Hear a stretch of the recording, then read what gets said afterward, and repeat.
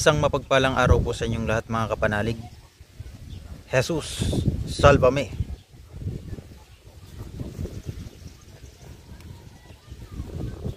Shoutout po sa aking star sender, si Ma'am Marlene, si Sir Ian at saka si Ma'am Betchay. Salamat po sa suporta na ibinibigay niyo po sa pagbibigay po ng tala, no? Mga kapatid sa pananampalataya, mga kapatid sa pag-ibig kay Kristo Jesus, ibabahagi ko lang po sa inyo, no, itong kung paano ba mapataas ang antas pagdating sa divinity, no? Kung gusto nating tumaas yung antas po natin,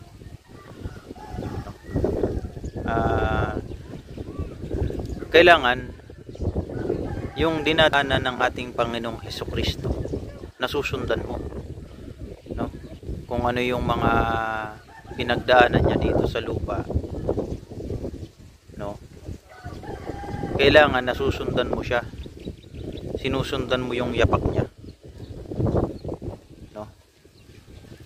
So bibigyan natin ng kasagutan kung paano lumakas, kung paano tumaas ang antas, no, pagdating sa divinity, no. Bibigyan ko kayo ng ilang pamamaraan para tumaas po ang antas natin. Siyempre, unang-una po, siguraduhin natin na tayo ay nakapag-devotion na, no. After ng devotion, siguraduhin natin na nasa atin na talaga, no, tayo po ay napupuspos na ng banal na Espiritu Santo, no? Yung 49 days na devotion po kasi ay dyan po masusubok, no, kung talagang seryoso tayo sa ginagawa natin, no? Kung talagang buo yung sarili natin, buo yung kaisipan natin, natahakin po ang landas ng spiritual world.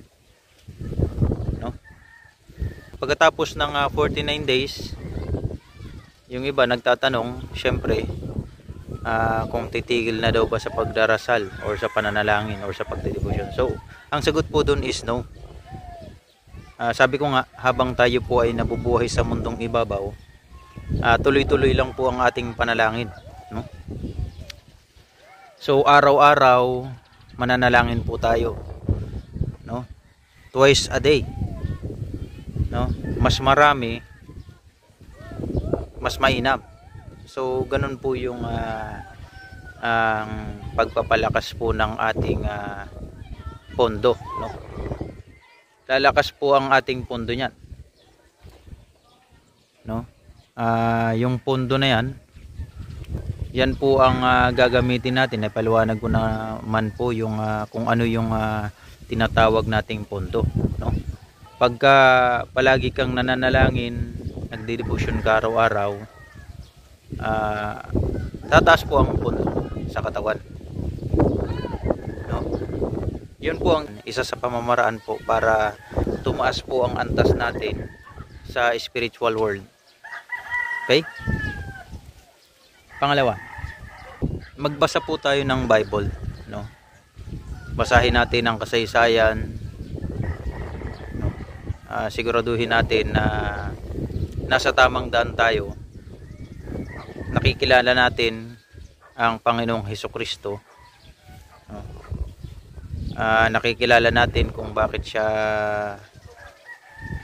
ipinako sa krus, no? Dapat alam natin yun as spiritual warrior, no? Bago tayo magbasa ng Bible, hingi tayo ng basbas, no? Kasi yung Bible na yan, in reality, kung bakit nung mga unang panahon ipinagbabawalan ang sino mang tao na magbasa ng Bible, no? Alam naman natin siguro yan, no? Lalong lalo na yung hindi po sa kanila inihayag, no, ng banal na Espiritu Santo, hindi nila basta maiintindihan, no? So syempre bago tayo magbasa, hingi tayo ng basbas sa Diyos na dakilang isa upang tayo ay pagkalooban ng karunungan tungkol sa katotohanan ng babasahin natin sa Biblia. Para maintindihan mo kasi yung Bible po na yan, no? May selyo po yan. At yung mga hindi buo ang kanilang kalooban, hindi buo ang kanilang pagtitiwala sa Diyos, napapahamak po. Paano napapahamak? Sa paanong paraan po? Yung iba po kasi nagkakaroon ng psychological problem, nagkakaroon ng sira sa ulo. So in short, nabubuwang po.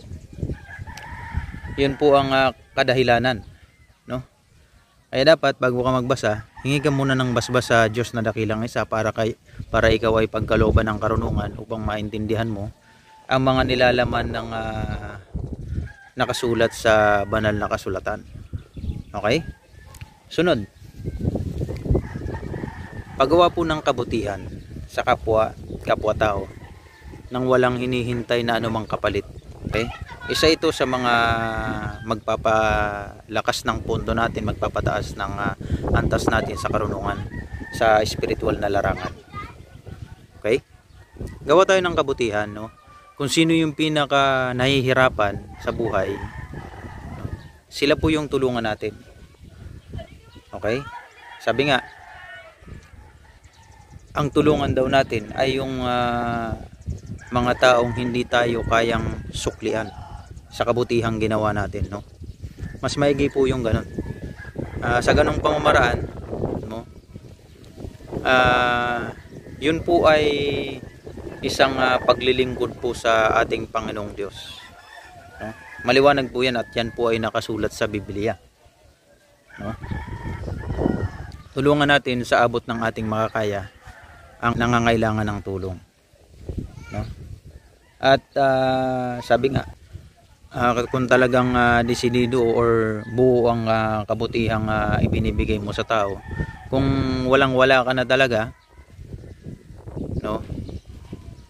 At may nanghihingi ng tulong sa iyo, kahit walang-wala ka na, gagawa ka ng way para matulungan mo yung tao, no? Yun po ay pure na kabutihan, no? Walang pag-iimbot, no, sa kapwa natin. Hindi tulad ng iba, mayroon talagang mga pag tumulong sila, mayroong mga kapalit, no? So yun po yung isa sa mga nagpapataas ng antas ng pundo pagdating po sa spiritual na larangan. Okay? So sunod, meditation and physical exercise. So kailangan pantay po, balanse po ang spiritual nating katauhan at ang physical nating katawan, no? Kailangan balanse po yan. Hindi po pwedeng malakas ang spiritual mo, yung physical mo naman mahina na. So kailangan pantay po yan pareho. Nagkakasundo yung physical mong katawan at yung spiritual na kakayahan, no? Ay yung mga aura po kasi na yan, no? Kapag mahina yung katawan mo, tinatamaan po yan pag hindi ginaya yung aura na binabanggit po natin. Okay? So yun po ang isa din sa mga pamamaraan para po tumaas po ang antas natin patungkol po sa spiritual na larangan. Okay? Ano pa? So isa rin to, no? Kung talagang ikaw ay nayakap mo na ang spiritual na larangan, wag kang magpapaputol ng buhok, no? Magpahaba ka po ng buhok mo, no? As much as possible. Pero sa akin kasi hindi po pwede kasi yung nature of work ko, hindi po pwedeng mahaba buhok. So gumawa tayo ng kabutihan sa kapwa natin, iwasan natin ang makipag-away, makipagtalo, no? Mapapansin naman natin yan kung ang isa sa mga kausap natin, kung talagang tayo ay bukas na ang kamalayan natin sa pagbabasa pa lang ng mga mensahe, alam mo na kung saan ang patutunguhan ng or alam mo na kung anong direksyon ang patutunguhan ng mensahe na yun ang nabasa mo. Okay? Okay, iwasan natin ang maglasing, iwasan natin ang uminom ng alak as much as possible, manigarilyo, iwasan natin yan. Iwasan natin ang pagmumura, no? Huwag tayong kumain ng karne every Tuesday and Friday. No, isa rin 'yun sa mga pamamaraan, no, upang lumakas po ang ating spiritual na kakayahan, no? So, 'yun mga kapanalig, no. Yung mga nabanggit ko, yun lang po ang tanda ko, no, kaya ibinabahagi ko po sa inyo, no? Basta patuloy tayong maglingkod sa Diyos, gawin natin kung ano yung nararapat, yung kabutihan, ipalagana po natin, no?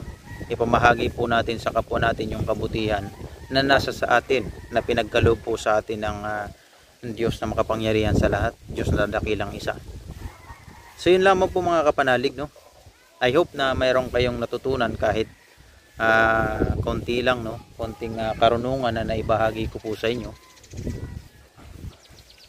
At siguro marami pa akong video na i-upload dito, no. Yung mga basic na